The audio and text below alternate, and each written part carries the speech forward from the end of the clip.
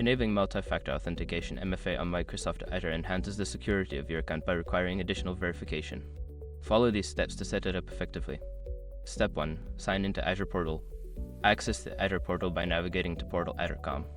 Use your administrator credentials to log into your Azure account. Step 2. Navigate to Azure Active Directory. Once logged in, locate the left-hand menu and click on Azure Active Directory. This section manages users and security settings for your organization. Step 3. Select Users. In Azure Active Directory menu, click on Users. Here, you will find a list of all users in your organization who can be configured for MFA. Step 4. Configure multi-factor authentication.